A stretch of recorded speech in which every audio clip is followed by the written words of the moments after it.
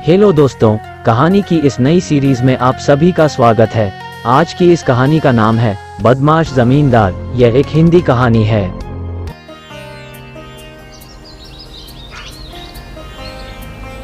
एक बार की बात है, एक गांव में गायत्री नाम की एक औरत रहा करती थी। कुछ सालों पहले गायत्री के पति का देहांत हुआ था। तब से गायत्री पूरे घर को अकेले संभालती थी। उसके पति ने मरने से पहले वहां के जमींदार से कर्ज ले रखा था, जिसकी भरपाई गायत्री खेतों में काम करके करती थी। एक दिन जब गायत्री खेत में काम कर रही थी, चल गायत्री, घर नहीं चलना? दीदी, बस थोड़ा सा रह गया है। आप जानती हो, जमींदार के आदमी बाद में जांच करते हैं। मैं नहीं चाहती वो किसी भी चीज को लेकर बाद में कुछ बोलें। ठीक है, जैसी तेरी मर्जी। इसके बाद रेशमा वहां से चली गई। धीरे धीरे सूरज ढलने लगा। गायत्री ने अपना काम खत्म किया और घर चली गई। माँ आ गई। माँ, दादी ने खाना बना दिया। चलो आ जाओ, खाना खा लो। माँ, आपने खाना क्यों बनाया? बेटा, मैं बूढ़ी भले ही हो गई हूँ, लेकिन इतनी नहीं कि घर का थोड़ा काम भी ना कर सकूं। माँ, आप जितना भी करती हैं मेरे लिए उतना काफी है, लेकिन आप ज्यादा मत किया करो। बेटा, मेरी चिंता मत कर, तू बाहर का देख लिया कर, घर का मैं देख लिया करूँगी। अब शांति से खाना खा और मुझे कुछ नहीं सुनना। फिर सब मिलकर खाना खाते हैं। अगली सुबह, माँ, ये लो, आप चाय पी लो। मैंने खाना बना दिया। बिट्टू उठ जाए तो उसे कहना कि समय से विद्यालय चला जाए। गायत्री ने घर के एक डिब्बे में पैसे देखे। उसमें पैसे बहुत कम थे। आज जमींदार जी से पगार की बात कर लूंगी। गायत्री, खाना खाने आजा। भला कब तक काम करेगी? दीदी, थोड़ी देर और कर लेती हूँ, फिर आती हूँ। कुछ समय बाद गायत्री खाना खाने लगी। तभी उसने देखा कि जमींदार जी वहां काम देखने आए हैं। वो तुरंत जमींदार जी के पास गई। प्रणाम जमींदार जी। प्रणाम। जी, वो घर में पैसे खत्म हो गए थे। मेरे घर में केवल मैं ही एक कमाई का जरिया हूँ। आपकी बहुत कृपा होगी अगर आप कुछ पैसे दे देते। ऐसा करो, शाम को घर आना, वही बात करेंगे। ठीक है जमींदार साहब। इसके बाद गायत्री दोबारा अपने काम पर लग गई। शाम को गायत्री जमींदार के घर पहुंची। प्रणाम जमींदार जी। प्रणाम। जी, वो घर में पैसे खत्म हो गए थे। मेरे घर में केवल मैं ही एक कमाई का जरिया हूँ। आपकी बहुत कृपा होगी अगर आप कुछ पैसे दे देते। तुम्हें तो पता है, तुम्हारे पति ने मुझसे कर्ज लिया था, वो तो निकल पड़ा। अब अगर तुम्हें भी देता रहा तो मैं तो रास्ते पर आ जाऊंगा। तुम पहले सारा कर्ज दे दो, फिर ले लेना पैसे। जमींदार जी, ऐसा मत करिए। मैं आपके अलावा कहीं काम नहीं करती। अगर यहाँ से भी पैसा आना बंद हो जाएगा तो हम भला कहाँ जाएंगे? हमारी मदद करिए जमींदार जी। घर पर काम करोगी हमारे, बहुत पैसे दूंगा।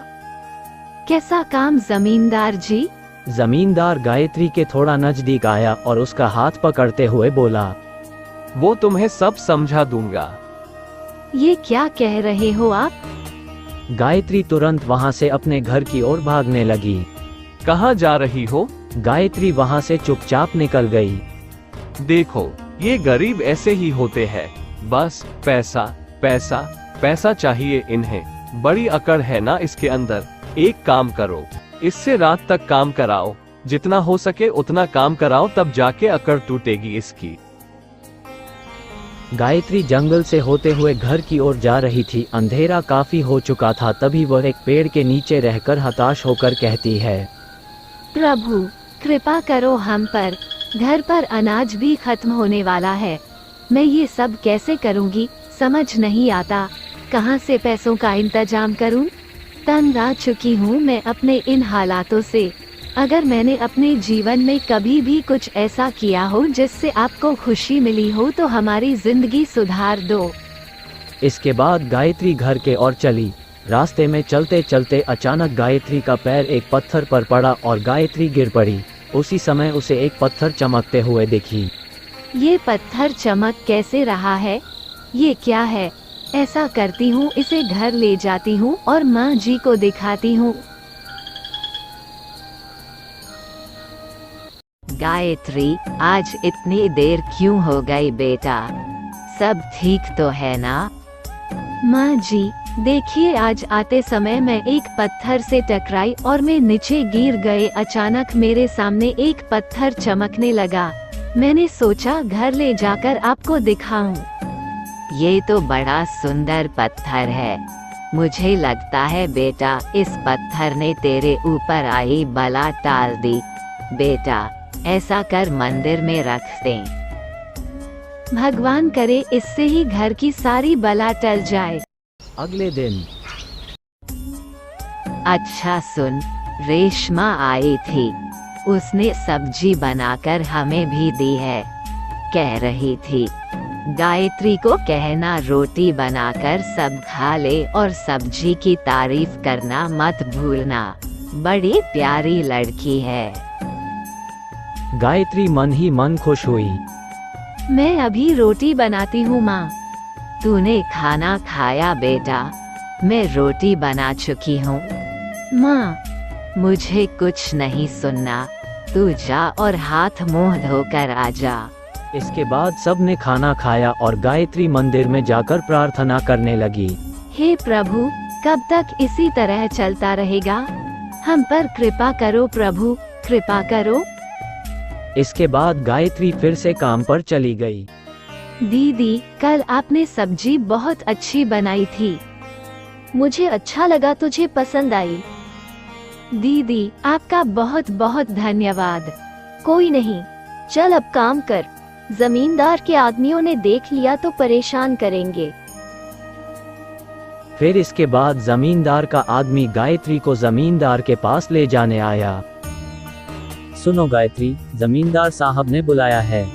गायत्री चुपचाप जाने लगी। कल तो तुम अकड़ में चली गई थी, लेकिन कान खोलकर सुन लो।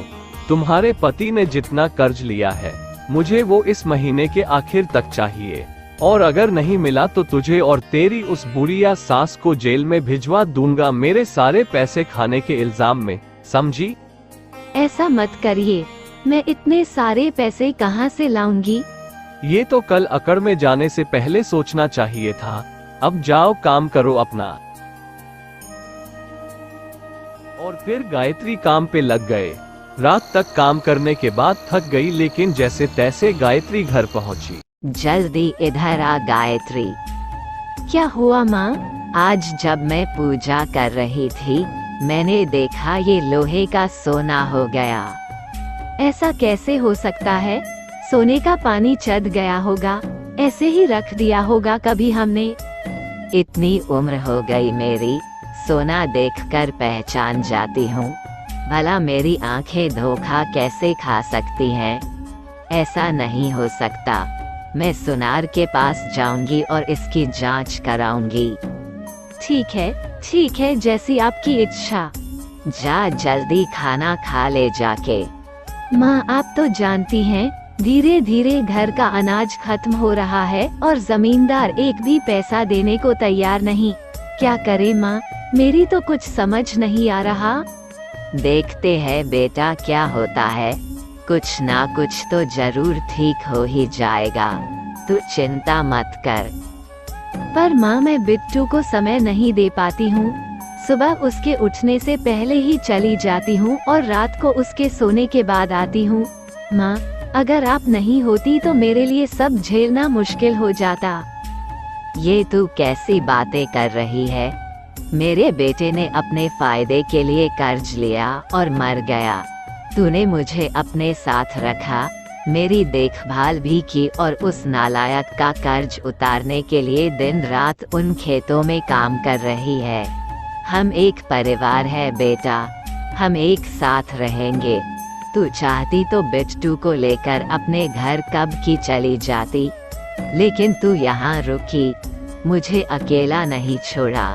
मेरे लिए तो तू ही मेरी औलाद है। अब जा, तू सो जा।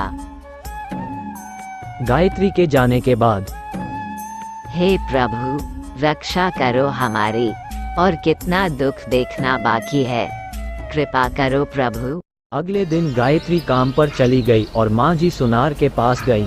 वहाँ जाकर माँ जी को सुनार ने बताया कि वो लोटा सोने का है। ये बहुत ही उच्च कोटि का सोना है और भारी भी है। इसके बनते हैं 90,000 रुपये। ये आपको कहाँ से मिला माँ जी? मेरे दादाजी ने शादी के वक्त मुझे दिया था। उसके बाद से इसके बारे में भूल गई थी। कुछ दिनों बाद बक्से में मिला। इसे देखा तो सोचा बेच दूं, घर में कुछ खाने पीने को आ जाएगा। सब प्रभु की कृपा है माँ जी। अब मैं चलती हूँ बेटा। रात को जैसे ही गायत्री घर पहुंची, माँ जी ने उसे सारी बात बता दी और सारे पैसे गायत्री के हाथ में रखे। बेटा, कल जाकर पैसे जमींदार को दे देना। उससे कहना अब तू उसके यहाँ काम करने नहीं आएगी। माँ, आप ये सब क्या कह रही हो? वो लोटा हमारे घर कैसे आया? इधर बैठ, में अभी आई।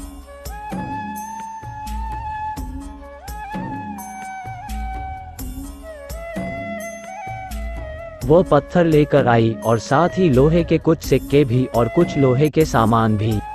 ये आप क्या कर रही हो माँ जी? ये देख। दादी ने पत्थर से सामान को छुआ और देखते ही देखते वो सोने में बदल गया। मैंने बचपन में सुना था कि एक पत्थर होता है जिसे अगर लोहे की किसी चीज से छुआ जाए तो वो सामान सोने का बन जाता है। ऐसे पत्थर को पारस पत्थर कहते हैं। अब देखना, कल तू इन सबको शहर जाकर बेचा। यहाँ बेचेगी तो सुनार को शक हो जाएगा। अगले दिन गायत्री शहर सुनार के पास जाकर सारी चीजें बेच आई। शाम को वो जैसे ही घर पहुंची, उसने देखा उसके घर में जमींदार आया हुआ था। आप लोग यहाँ? ये बताओ, तुम आज काम पर क्यों नहीं आई? अब से मैं आपके यहाँ काम नहीं करूँगी। ये लीजिए आपके पैसे, पूरे 3 लाख हैं, और आज के बाद हमारे घर कभी मत आना। ये पैसे कहाँ से आए? चोरी करी या फिर कुछ और? तुमसे मतलब, अपने पैसे मिल गए ना, निकलो यहाँ से। कृपा करके जाए यहाँ से। इसके बाद जमींदार वहां से चला गया। पता करो इनके पास इतने पैसे कहाँ से आए। कल तक मुझे ये जानना है कि इनके पास ये सारा धन कहाँ से आया। समझे? जी मालिक, समझ गए। इसके बाद जमींदार के दोनों आदमी रात को गायत्री के घर पहुंचे। गायत्री की सास को पत्थर से लोहे को सोना बनाते देख वो सब हैरान हो गए। देखना भाई, इनकी तो किस्मत ही खुल गई। मैं कहता हूँ पत्थर हम रख लेते हैं। पागल, जमींदार को पता चला तो मारे जाएंगे। तू उनका गुस्सा नहीं जानता क्या?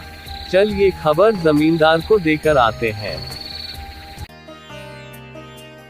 इसके बाद एक आदमी गायत्री के घर के अंदर घुसा और वो पत्थर उठाकर जमींदार साहब के पास ले गया। मालिक, आपको पता है, जब हम उसके घर गए तो हमने देखा कि उनके घर में एक ऐसा पत्थर है जो पत्थर चीजों को सोने का बना रहा था। क्या तुम सच कह रहे हो? अपने बच्चों की कसम खाता हूँ, सच कह रहा हूँ। पीकर आए हो क्या? नहीं जमींदार साहब, लेकर आए हैं। क्या? हमने जैसे ही देखा कि ये कितनी चमत्कारी चीज है, हम इसे उठा ले आए। ये आपके लिए हमारी तरफ से छोटी सी भेंट। चलो दिखाओ, ये कैसे काम करता है। मालिक, ये देखिए, इसे ऐसे लोहे के पास ले जाना है और लोहा सोने में बदल जाएगा। उसने जैसे ही लोहा पत्थर के पास ले जाकर जमींदार को दिखाया, लेकिन फिर भी लोहा सोने में नहीं बदला। रुकिए मालिक, मैं दोबारा करता हूँ। लगता है मैंने सही से नहीं किया। रहने दे, मुझे तो लगता है तुम दोनों के दोनों पागल हो गए हो। मालिक, हमारा भरोसा करिए, हम आपसे झूठ क्यों बोलेंगे। ऐसा करता हूँ, दोबारा से इसको उसकी जगह पर रख देता हूँ। देख लो, अगर मेरा कल का दिन बर्बाद हुआ तो तुम दोनों की खैर नहीं। इसके बाद दोनों के दोनों गायत्री के घर पहुंचे और उस पत्थर को मंदिर में रख दिया। इसके बाद वो दोनों वहां से वापस चले गए। जमींदार अगले दिन रात होने का इंतजार करने लगा। रात होते ही जमींदार अपने लोगों के साथ मिलकर गायत्री के घर गया। वहां उसने मंदिर में रखा अंधेरे में चमकता हुआ पत्थर देखा।